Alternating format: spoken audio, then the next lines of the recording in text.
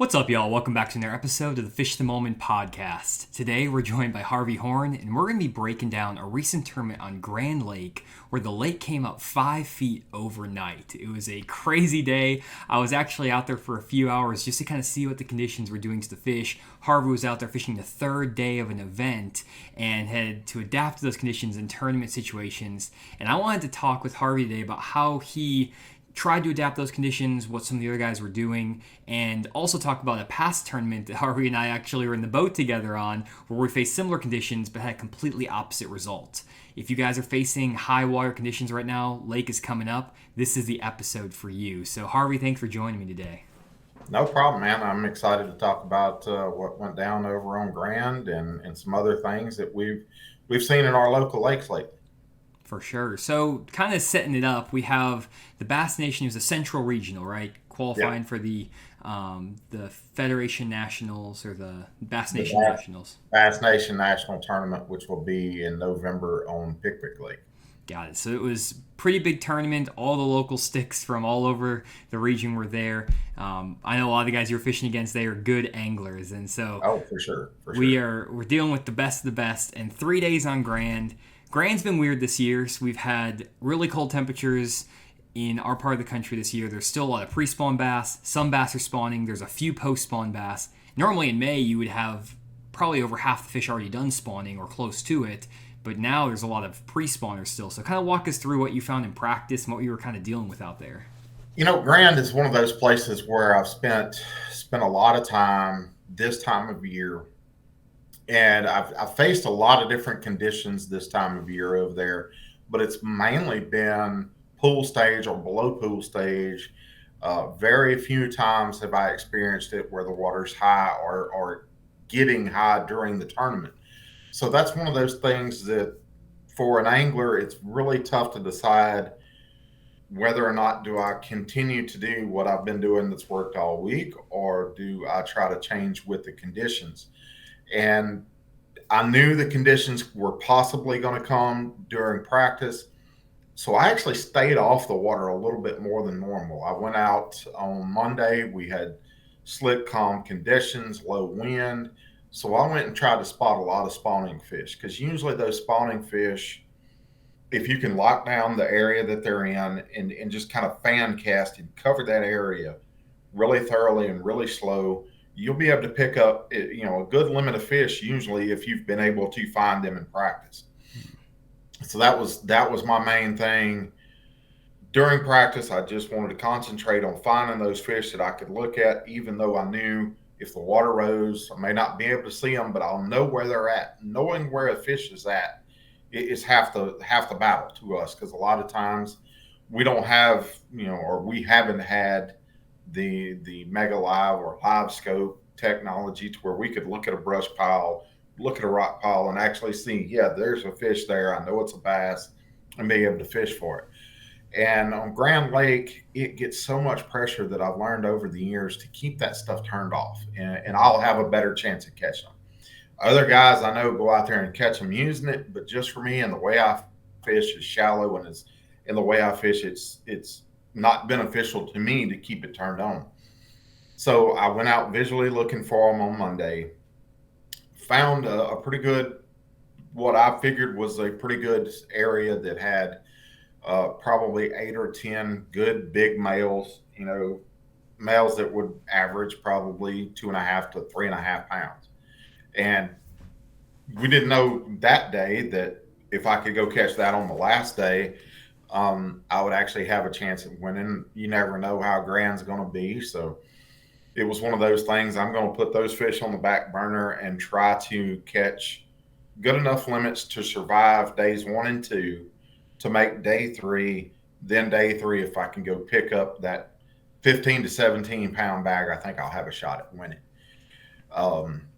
Didn't turn out that way for me, but the guys that actually fared best in that tournament, they stayed close to the ramp, fished areas that had high populations, and moved with the water level. Day 1, I caught I think 12 pounds. Caught them all on a square bill. Lost one really big fish. It was 4 pound plus fish, Wouldn't have really increased my weight a whole lot. I think it would have made maybe 14 pounds instead of 12 pounds. Not so sure that I didn't catch that fish on day two, because I caught one that was 4.5 pounds, literally 20 feet from there. And that's just one of those instances where knowing how the fish change with rising water, sometimes you can capitalize on that bite by just changing. Say every day, in practice, I was throwing a square bill, threw a spinnerbait some. I was catching some on a lipless crankbait, the Ariku shad, putting it to work, the Sprode Little John. Those are some of the baits that I was picking them up on. Well, day one, that's, every fish I caught came on a square bill crankbait. And day two, since we had 5 more feet of water on day two, well, actually probably about 4.5 more feet of water on day two, I picked up a jig at 12 o'clock. I know there's fish here. All I've got to do is slow down and catch them. Was able to catch a 4.5 pounder, was my first fish. I caught a 3 pounder that was my second fish, and ended up with 15 pounds on day two. So, anytime you go into a multi-day tournament and you can increase your weights, you have a better chance of winning the tournament, because you're doing better every day and you're figuring out the bite better every day. And day three, the water had gotten just a little bit more higher. I got into some places that normally we can't get into unless the water's really, really high. My co-angler was able to pull one out of there that was suspended really shallow, in an area that the day before was dry ground. So some of those fish moved, some of them stayed where they were. It's really tough to figure that out, and we've all struggled with it through the years. We're all going to continue to struggle with it. I think Table Rock now, the last I heard, it was 9 or 11 feet high. Beaver's up 12, 14 feet. So it's something that we deal with a lot more in our area than, say, guys do down South Arkansas, Louisiana. Texas at times can see fluctuations like that, but it's not very often. Mississippi, we had the same water level, or actually falling water at the last open event. And, there again, I tried to go do my own thing and be doing something different. Everybody else didn't work out for me. Got it. Well, that was a really good recap of kind of the day. I have a bunch of questions for you. And before we jump into all the questions, I want to kind of run through my little 4-hour experience on Grand Lake that final day you were out there. I didn't really do too much fishing because I was not wanting to get in anyone's way, but I actually was trying to go to another little lake that was completely chocolate milk, and there was like trees flowing down the lake, so I didn't want to go tear up my boat. So I'm like, I'll just run out on Grand and kind of just like poke around just to kind of see, because I was already over there. So I want to I'm actually going to share my screen so you can see here, and I'm just going to walk you through what I experienced, and I wanted to kind of get your opinion also about what I was doing, and kind of a little bit more give a little more detail for the audience as well. So basically, got Grand Lake here, guys, and for those who have never fished Grand, it's basically kind of like a highland reservoir, 3 to 4 foot of visibility down by the dam, dirtier water up in the river arms and up kind of on the upper end of the lake, foot of visibility, a lot of rock, a lot of docks, and that's kind of the deal. So what happened is I got out to Grand Lake, and I actually launched down here by the Disney ramp, Harvey, way down at the bottom of the lake. And the interesting thing is that the water clarity wasn't really that bad. It was actually pretty clear, it's great down there, which is interesting. So there was really good water clarity. It was just really high. So if we go back, I actually went back in the back of Ketchum Cove here to start my day, and just kind of wanted to look around. And you can see this is the normal water level, guys. You have right against the shoreline standard water. Well, if we go up, and this is just an image from 2008, where you can actually see the water's up probably 3 or 4 feet. And there's a bunch of water up in the bushes. There's a lot of trees that get covered up. There's areas that you can maybe jump into, little areas behind, not right there, but there's little opportunities with this water coming up this much. And my first instinct coming to this trip is, okay, well, water just came up, but the problem was that it just came up. Like, it come up the day before 5 feet. So I thought maybe there's some fish that moved up into some of these shallow bushes, and I wanted to see if that was happening. So I rolled through these bushes for about 30 minutes, flipping a jig, throwing a buzz bait, stuff like that, swimming a jig around. No bites. Didn't see any bait fish in there. Didn't see any sort of activity, no birds. It was crazy. So I was like, okay, what's going on here? So what I started doing is actually then idling out, and I started seeing bait fish out in 15 to 20 feet of water. A lot of the bait fish was deep. And I think that led me astray, Harvey, because I thought that with the bait fish being deep, there were going to be a lot of post-spawn fish. It's May, beginning of May, that water's coming up, and I was like, there's got to be a few post-spawn fish. And the other thing about water coming up, guys, is that there's always going to be opportunities shallow, but there's also going to be current flow opportunities. Whenever you get this much rain, they're going to start pulling water at the dams, and there's going to be some generation. So in my mind, I'm thinking, okay, maybe I could get an opportunity where there's some current flowing over some, secondary points, maybe with some shell beds. The bait fish is in that 15-foot range. I'm going to go run some shallow ledges where they first get at the very beginning of the summer. So I ran back in here to Drowning Creek, and probably was a good indication I was doing something not right because no one was doing what I was doing. But I was like, maybe I'm smarter than everybody. So I ran to some of these ledges back in here that are real shallow. And Harvey, there was bait all over this stuff. Yeah. I mean, it was covered. Right. But the fishes hadn't made it out there yet. Yeah. And they weren't there. So then my last instinct was to run to all the way up here. Actually, ran all the way up to Horse Creek, just running around. And I started trying to fish some of these islands that flooded. A lot of these islands will flood, and you'll get water at normal pool where there's nothing there in those bushes. But I find a lot of times these islands can be very productive as the water comes up. And it was crazy because I was actually seeing fish, Harvey, on my live scope in these bushes. And there was fish swimming around. I don't know what they were. I saw some carp. I saw a few things. A lot of carp. A lot of drone had pulled up. And the bass just, they weren't ready for that move yet. Now, we could probably go back over there if the water's still high today and capitalize on flipping those willow trees and getting up there in that really skinny water. But then they were still too locked on in that spawning phase. There were a lot of females still on beds. They just weren't ready to leave what the depth that they were in to move up shallow yet. Even though some fish did, the fish further down the lake had not yet because they were still in that spawning phase. And that's what I believe. I mean, that's what I was able to see through the fish that we caught on day 3. Day 2 was the same way. The fish were still in that deeper water, that's 6 to 8 feet, where the day before it would have been, 3 feet or 4 feet. Got it. And that's what I saw. The guys that I talked to that did well, they were actually fishing for fish that were still offshore in the pre-spawn phase. Wow. The guy that qualified on the Oklahoma team.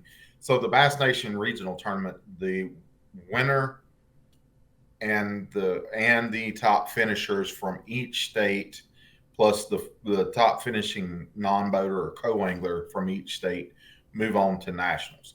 Well, the winner was from Arkansas, so I would have had to have won to beat him out for that trip to the nationals. Gotcha. My co-angler on day 3 was from Louisiana. He missed going to nationals by 2 ounces.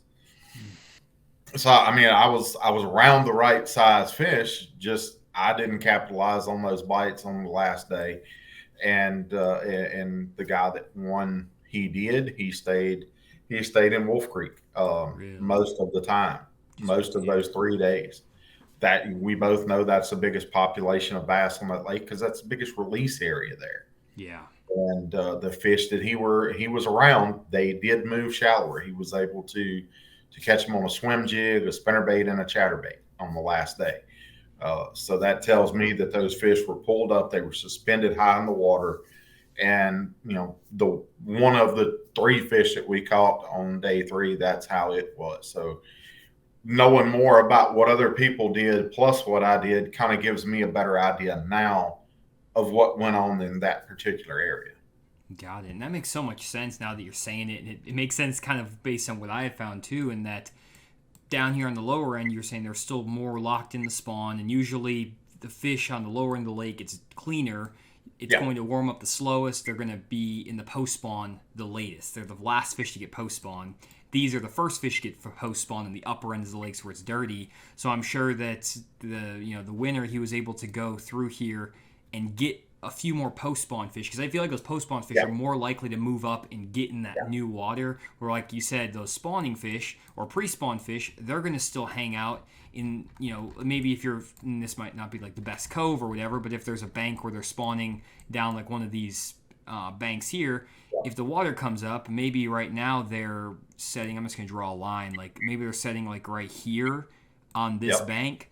Well, now if we raise that water up to that level from before, it's up, and you just need to fish a little bit further deeper, and they're just still there. Would you agree with that kind of statement? That is literally textbook what we saw on the fish that I had found that roamed beds that were in that general area of the lake. Literally my co-angler was able to catch one of them. We had a couple more bites, they weren't biting the bait well, which is very typical of spawning fish. They'll more try to carry the bait off or blow the bait out of the bed. And that's what we saw. We would be fishing a 45-degree bank. You could cast to the bank, and once your bait got out, maybe 10 or 12 feet away from the actual shoreline, that's where you would get bit. So those fish were still locked into that area that they were in during practice. You literally have to either slow down or get lucky enough to hit that bed, hit that little sweet spot enough times to trigger that fish into biting and be able to capitalize on it. Man, that's a tough deal there too. And I know that there was actually that tournament this past weekend at Lake of the Ozarks for the Major League Fishing guys, and that's how Jesse Wiggins won it. He was just casting at the back corner of docks with a shaky head, just as many times as possible, blind sight fishing, and that's probably a decent way to get it done too. I think that it's all about, like you said, adapting to that. And one thing that you said that was interesting is that one of the guys from the Oklahoma team called him pre-spawn. And that's interesting because my gut instinct, and I was only out there for like 4 hours, so I kind of ran out of time to experiment with everything. But like my gut instinct when I saw that bait fish in 15 feet of water was to go fish these first post-spawn areas. Yeah. But if we take a look at, like, for example, Drowning Creek, a key pre-spawn area that I caught some good fish this year was this rounded point right here, and then there's another like kind of flat that drops off, and there's some brush and rock and stuff out here, as well as some of these steeper banks. These are more pre-spawn areas, and if I had gone through those areas, I may have, based on what Harvey's saying, is I may have been able to have a better chance of finding those fish. And I think I remember reading an article even, he said he was catching his fish in 15 to 20 feet of water, which is pretty deep, given the fact that they're pre-spawn fish in May. Like, that's a weird deal. Well, that's typical of when you have warmer water pushed over colder water and the water hasn't turned over yet. I did see a lot of turnover still going on ground before practice or during practice. And it's awful late for us to see that turnover, because usually we've had enough big rains to solidify basically the water temperature from top to bottom in those shallow backwaters. And not seeing the thermocline formed yet, it tells you that, okay, there could still be some turnover going on. That's keeping that colder water down. Those fish that are in colder water, they don't know that water level up here is 65 degrees yet. They're still sitting down here where it's 48, 50 degrees, and they just haven't moved up there yet. So we'll still be seeing some spawning fish pretty late this year, after I've seen what I've seen so far this year. And it's all the way across the South. There's guys still catching spawning fish on Lake Fork in Texas, a lot of the lakes in Louisiana. Generally, they want to start spawning early to mid-March. And now I'm seeing that it's becoming even more drug out than what it was, say, 20 years ago. Wow. We'll see a lot of spawners. That last wave used to be in the first weekend of April. Now we're seeing it drug out to maybe even the second week of May. And that's something that we have to keep in mind, that there's always going to be some fish that are trying to spawn throughout the spring, whether it's early spring or late spring, even into a early summer pattern. Um, that's just one of those things that we're seeing more the more time we spend on the water now, that those fish are literally coming in slower waves, I guess you would say. There's more waves of fish. There's just not as many of them coming at the same time. That's super fascinating. Yeah, I never really thought about that, and especially what you said with the kind of thermocline setting up where you have the warmer and cooler water. That's pretty interesting in the sense that it shows that you have to really have a good understanding of what stage those fish are in to be competitive in like a tournament and stuff like that. Like I kind of was going out there for 4 hours, and yeah, there may have been a chance I could luck in and figure out that deal, but knowing what stage those fish were in and also knowing where they were before the water came up, it's so difficult. And I think that that is one of the biggest things that a lot of anglers might struggle with is you might get onto the lake on the back end of some really weird weather, and Yeah. you have to a lot of times not go in with these preconceived notions. And I always talk about that. My name of my channel is Fish the Moment, so I should not be going in with these preconceived notions and doing that. And I think the mistake I made, Harvey, just kind of thinking back, and this is, I mean, I wasn't really that worried about not catching fish, just because I was out there for such a short time. But like the idea that I had was that, oh, I'm going to change sections of the lake and run from basically the dam area all the way into the back of a major creek and then to the front of another major creek.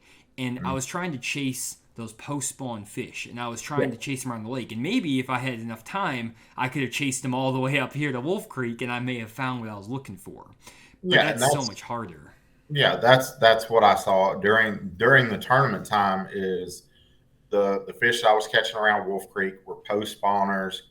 Literally, you go right into the next bay, into Carey Bay.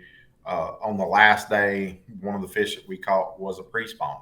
Wow. So just the section of a quarter of a mile in land, it's 3 miles by water or so, but just that quarter of a mile of land changed the whole spawning phase, from post spawners to a pre-spawn fish.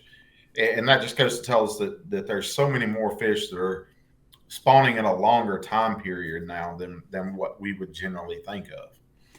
So based on that idea, then I think one thing I've done this a lot, Harvey, and I kind of sometimes get caught up in it, but especially if you're going out fishing one day. I think a lot of guys who watch these live streams, podcasts, they get to go out fish one day. Maybe they get one day of practice at most. And I think a lot of times the struggle I have and a lot of anglers have is they always feel like there's greener pastures in other parts of the lake. Like you can run Grand, you can fish all over Grand. Oh yeah, yeah. And this I'm guilty of it myself. it's tough. And I feel like a lot of times for me personally, and I'm going to get your opinion on this as well, is it would be better just to, like, for example, if I had just stayed in this first creek I launched at, instead of burning all the gas, I had just idled across, fished in here. There's a way to catch 15 pounds of bass in this creek that day we were there. 100%, if not a better bag. Yeah. That particular creek is one of the few creeks on the whole lake that I've spent a lot of time in, and there's always really big fish in there for whatever reason. Whether there's because there's so many shad, whether it's because they're in there eating the crappie. There's a big population of really 3.5 to 5 pounders. There's a huge population of those fish that live in that creek all year, and I'm still talking to them. They're not telling me why they're there, but I'm always going to ask that question when I catch one of those 4 or 5 pounders. Hey, what are you doing here? Yeah. It's But crazy. that's one of those particular creeks that it's got so many different elements in there. Shallow flats. It's got steeper banks. It's got secondary points, docks. It's got everything that an angler looks for on one of our lakes around the home. That gravel. It's got chunk rock. Everything's there in that one particular cove to hold those bigger fish. And I think a lot of that equation has to do with the crawdads and has to do with the crappie. The really big bass on Grand, they're looking for those big meals, those big shad, that are 6 or 8 inches long, those 4 to 6 inch crappie that live there. Those types of bait fish or fish, that's what those big bass are keying on over there. I think that's one of the reasons why that particular cove holds as many as it does. In saying that, that's one of those places where if I could fish one cove on Grand It's far enough away from where the major tournaments take off that a lot of people won't make that long run down there. Even though it does get a lot of fishing pressure, it doesn't get as much as, say, Horse Creek or, say, Duck Creek does. Yeah. So I will spend a lot more time there in practice for tournaments that I think other guys won't make that run for. In Yeah. other years, I've won a lot of money out of that one particular creek. So that's one of those creeks that I know for a fact they've got some good fish in. And if I had to pick one of the creeks to go drop a trolling motor, you can only fish from the buoys to the back. Let me have that one, and I'll take my chances. I feel the exact same way. I've caught in one of my videos actually off. There's a little point right here. Guys, watch me hammer them. I caught a bunch of fish, boom, boom, boom, cranking, and I've caught some really good fish on an Alabama rig. I've caught fish just fishing down the banks, fishing the docks. So, like, it's a good little deal. And I feel like when the conditions were so adverse, I should have not worried about running around the whole lake. I basically fished these bushes back in here, and then I graphed around a little bit trying to see some post spawn fish. Didn't see much, and I just left. And it was a big mistake, I feel like, because if I had just spent my 4 hours just figuring it out, and I mean, what I mean by figuring it out, guys, is if you go into a creek like this, you have these flatter banks, but you also have some of these steeper banks, these transitions. You have secondary points like Harvey was talking about, main channel banks, pockets back in the back in here. You have rock transitions, all this stuff. There's so many things these fish could have been on, and instead of worrying about, oh, I need to find the specific fish, I already knew the bait fish were in 15 to 20 feet. So maybe a good idea would have been to just pick up a jig and a shaky head or something like that and fish down some of these secondary points, rocky banks in 15 to 20 foot when I knew the fish weren't post-spawn yet, because I checked a couple of my post-spawn areas.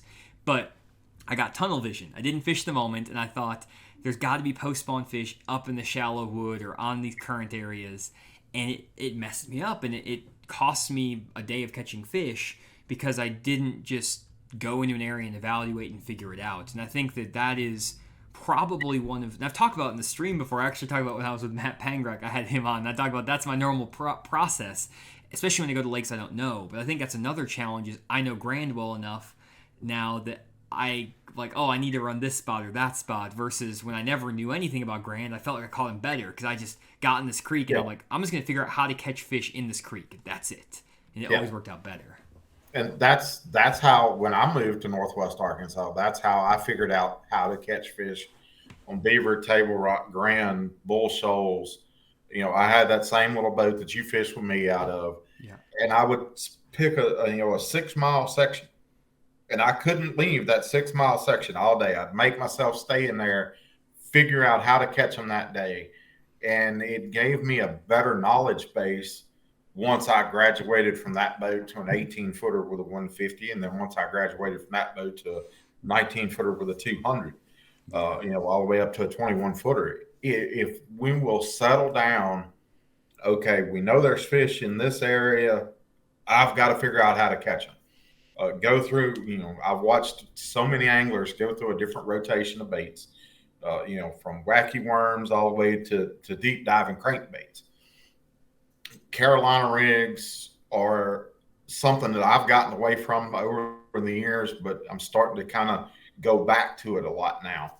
And, that's one of those kind of forgotten deals that a lot of guys, I don't like it particularly, but I know it puts fish in the boat. So for me, it's picking up each different bait. Okay, do I need a 6 foot diving crankbait, or do I need a 12-foot diving crankbait? And working through that rotation in the area that you're in to figure out. Granted, sometimes they just ain't going to bite. I have seen that as more than I'd like to admit. But you can be around a lot of fish and they be in a negative mood. You have some kind of pressure fluctuation going on to where they're not biting, or turnovers happening. But those days are actually a lot fewer than what we want to admit. A lot of times we may pick up the trolling motor 20 yards from where we're actually going to start catching those fish. And I've seen that through the years, and it makes me, during practice, well, I want to leave once I get to this point, but I'll make myself fish another 40 or 50 yards before I pull the trolling motor. And a lot of times that extra 40 or 50 yards is where I'm going to start getting the bites. just because in each one of those little arms off of that one particular cove we're looking at, those fish may be in that transition where they're going to the backs or coming out of the backs. They may be post spawn, but they haven't moved all the way out to the main creek channel yet. And fishing all the way to the back of that one creek may tell me, okay, well, they're 3/4 of the way back in each one of these arms instead of, picking up the trolling motor halfway back. Yeah, and also part of that too is covering water too, because I think a lot of guys get caught up. They have the opposite problem: is they get in here and they might fish this one creek arm for 4 hours, this one little arm of this major creek, as opposed to if you're efficient, you can probably cover most of your bases in a creek this size in 2.5 to 3 hours. You can cover most of the things that are probably going to be somewhat effective and sample a little bit of everything. And I think that's also a key, is sampling enough of everything instead of just, I'm going to put my trolling motor down and I'm going to fish super slow with the jig the entire way. That is definitely not what we're recommending here, guys, because that is too slow. You're basically not covering enough water to be able to learn enough. There are times for that, and there are times that you should be, hit the high spots and move on. Yep. In practice, I like to be efficient. I want to go into a creek arm. I'm going to fish the first 2 points and the last 2 points, and then I'm going to go to the next creek arm. And somewhere in between, I might slow down for an hour to where I can see, okay, is there a bigger population of fish here? Or am I just getting those active fish that are set up on these points? It's learning when to slow down and go extremely slow. This time of year, it benefits you to go extremely slow with high water when the fish are still spawning, because you're going to pick up fish that you normally would literally drag a bait in front of one time, and they look at it as it goes by and say, I'm not eating that today because I'm sitting right here. Unless that bait touches my nose, I'm not going to eat it. But, 3 weeks from now, pick up a 3/4 ounce jig, make 5 or 6 casts on each point, move to the next point. Yep. And that's that transition that water temperature will kind of tell us a little bit more about it. But now we're all screwed up because water temperature dropped back down. The water got a lot higher. We're looking at some places. I'd hate to know what Bull Shoals is right now. I haven't looked, but it's probably 20, 25 feet high. And, I love it when it's that way over there. But this time of year, it's not great because they're still hanging out around that old bank line. And you've got to literally put the trolling motor down and fish a certain depth of water, fish it slow, and concentrate on trying to get just 5 bites. Where 3 weeks to a month from now, you can go over there with a 1 ounce jig, flip the bushes, and just have a heck of a day catching 100, 125 fish, and it's absolute blast. And there's that fine edge, like you said, where you can hit it. And that's, I think, kind of another moral of the story, is that when that water comes up, a lot of times you hear from guys that when the water's up, go fish up. And there's actually a kind of good transition there to one of our other lakes that we fished together. I actually fished a junior state tournament and had a really tough day, but Harvey was a great boat captain for me that day, actually, from the Junior Bassmasters, and we faced very similar conditions, but it was on Beaver Fork Lake over here in central Arkansas. And the deal with Beaver Fork, it's loaded. It's got big fish in it. It's a great lake, and it'd come up pretty high. I think it was probably 3 or 4 feet high, something like that. I think it came up 4 feet that night. Yeah, so that night it came up 4 feet, and it was like boom, and it was up. And I took the approach that we took on Grand Lake, or that I should have taken on Grand Lake, where I went down a lot of these steeper banks. And I don't know exactly where we ended up fishing, Harvey, but we were fishing some of these steeper banks over here. We were actually looking at one of them right there, north of the boat ramp, and on that northern bank. Big bass was caught right at the boat ramp, basically. Yep. Throwing the same thing you were throwing most of the day. Yep. I think the young lady caught it on a fluke. But similar type presentation. Yep. And my thought was I needed to fish that the old bank line. That was in my head because I read it in a Bassmaster magazine, and I was like, fish the old bank line. That's what I had to do. And the guys who ended up doing really well, one of the guys was fishing around one of these islands that got flooded, and they were just fishing, power fishing around this flooded island. And then another one of the guys who won the other division, he was fishing a little pipe that was blowing out water and fishing in this area in here. And in that day, for whatever reason, in that moment when the water came up, all those fish pushed up. But I think the reason for that is because they were already mostly post spawn. Yeah. They weren't spawning. And Yeah. that caused the fish to move up shallow, and I was still fishing for the old bank line fish. And there's a nuance to that, because fishing, like, for example, this old bank line, this old edge of the grass, if we were there 3 weeks earlier, that probably would have been the way for me to win that tournament. Exactly. But I was 3 weeks later, they're all post spawn. I needed to be swimming a jig in the grass, a fluke, frogs, buzzbaits. That was the deal to catch them. And that's the difference, is like my knowledge, I guess my assumption wasn't wrong necessarily, but I didn't know enough about fishing at that point to realize the difference between water rising on post spawn fish versus water rising on spawning fish. Yeah. And that's something that it could change daily. 2 days after we fished on Sunday, I had friends that went over there to Grand, and the only way they could get bit was on the chatterbait and a swim jig. So more of those fish pulled up in just a couple of days from me being there. And I think we would have seen the same thing at Beaver Fork if that tournament was 2 days later. Yep. And Beaver's going through that same change right now. I know people that are going to Beaver. They're talking about how tough it is. The fish aren't up there. Well, of course they're not up there, because they're still out there trying to spawn, trying to get those fry hatched and get them moved up into a safer area before they get all eaten. And we've seen it through the years since I've lived there. Beaver, 15 years ago, was an extremely tough lake to catch, say, 12 pounds. Now, with the high water that we've had over the past 15 years, those fish have been able to spawn shallow. They've been able to live shallow longer through the year, and they've been able to get up there and feed and grow. Now, if you come out there and you fish a tournament, you may not got to check with 12 or 13 pounds. It's generally taken 16 to 22 pounds now, which is an insane number. Knowing the history of Beaver, it's never been a 20-pound lake. It's always been a 13, 14-pound lake to win. Yeah. And this high water, here again, we've got another high water year where we're going to be dealing with high water through the summertime. We're going to have another great spawn this year. The fish are going to grow even more for next year. And if we could ever get to a happy medium with the Corps of Engineers, to where, okay, guys, come February, we need to raise the lake 3 feet above pool stage, leave it there until August, then let it drop down. That way those fry are a little bit bigger. They can get out in some of the rocks, or even plant some brush for those fish, those fry, to live in, to where they can, we just have a better recruiting year. Yeah, for sure. And, if we were on Beaver Lake, just to kind of give, for anyone fishing around here, kind of replying the concepts that Harvey talked about earlier, I guess I'm going to throw this question to you, Harvey, about where you think you would want to fish, but this is at least my opinion of kind of based on what we talked about, where I would think would be the best area, in that a lot of these fish are going to be still in that spawning and even pre-spawn stage up by the dam. Clearest water, 6 to 10 foot of visibility.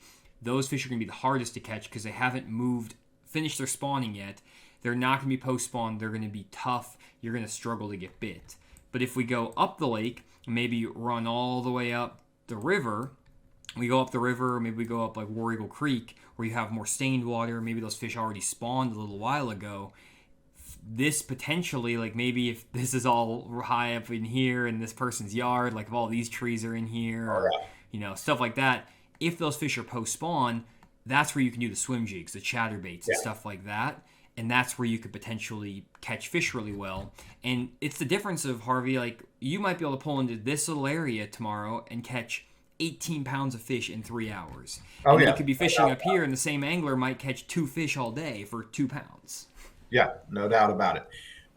The great thing that I've found for any of our lakes, and it kind of threw me off about Grand, when they generally open the floodgates, those fish are more northern strain fish than Florida strain. So when you get that current, you get that flushing action. Those fish generally tend to turn on and bite really well, main lake points, secondary points, and that just did not happen this time. It was one of the things I was kind of counting on in leading up to the tournament. If we get the rain they're talking about, they kick the current on, they open the floodgates. That's going to turn this into a river system, and those point fish will actually fire it. Well, they did not.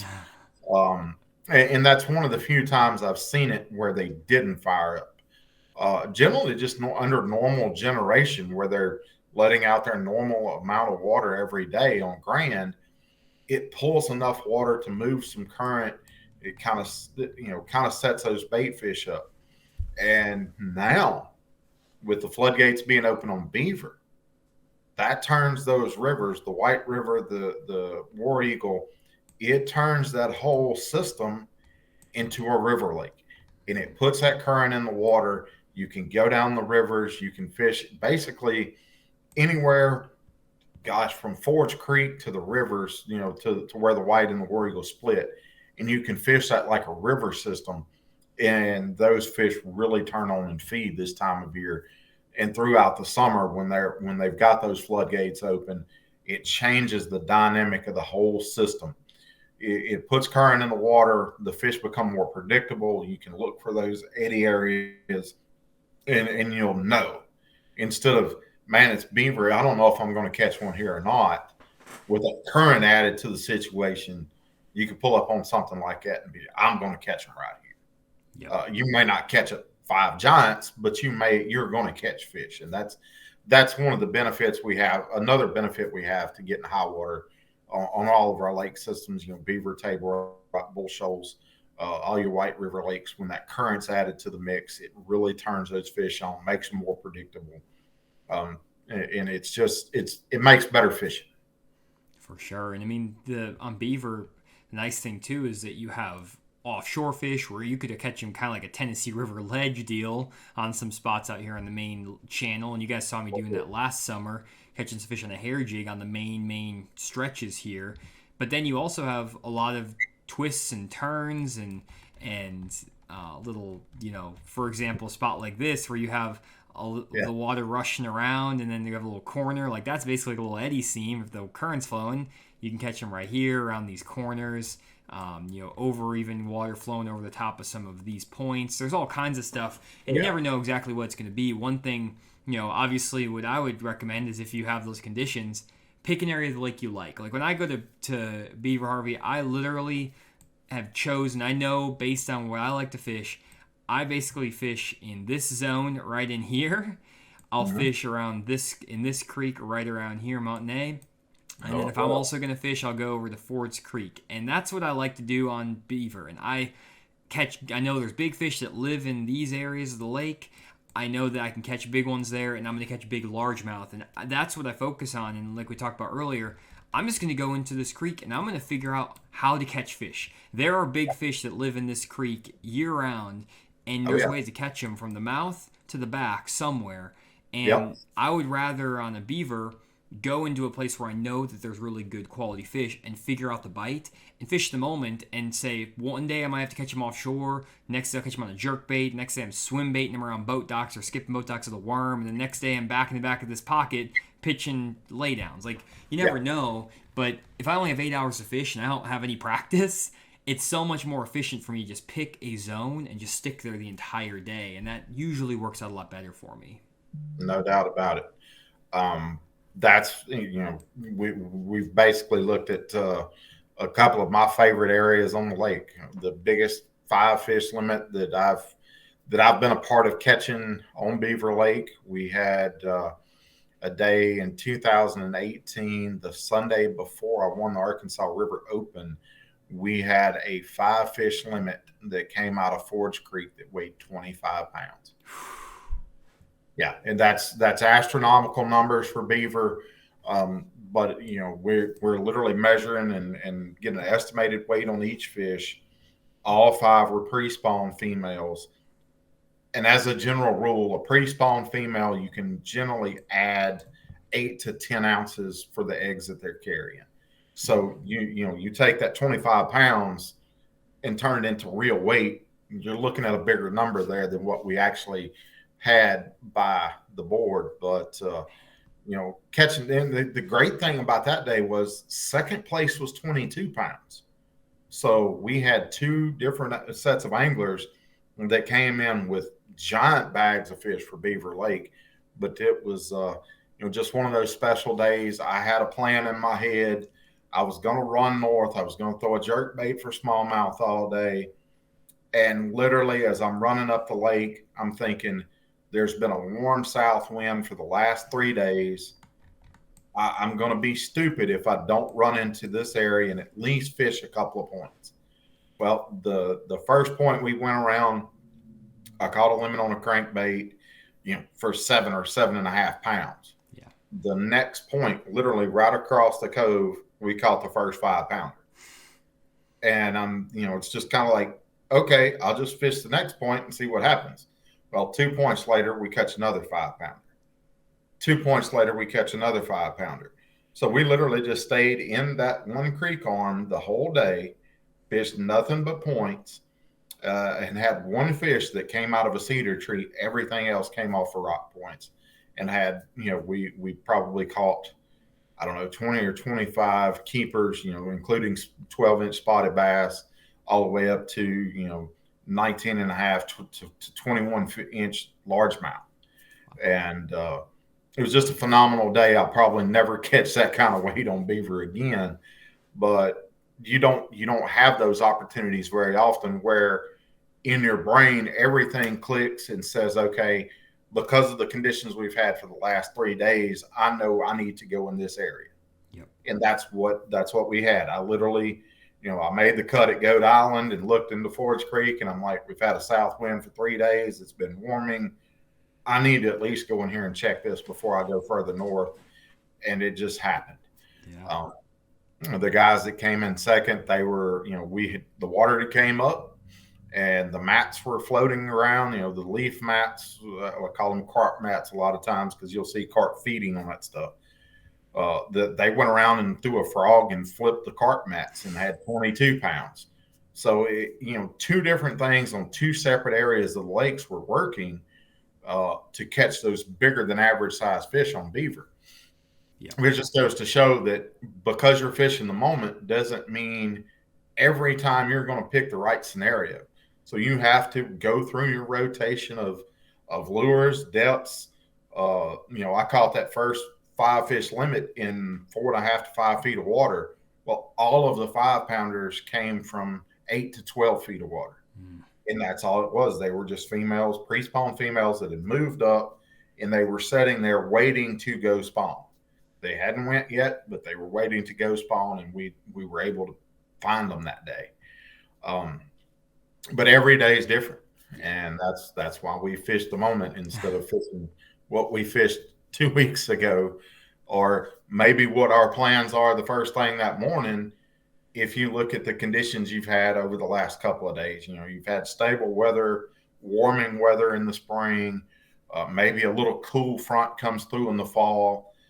Look at all those different conditions that you've had a couple of days before you go fishing and use that to try and pick the best scenario.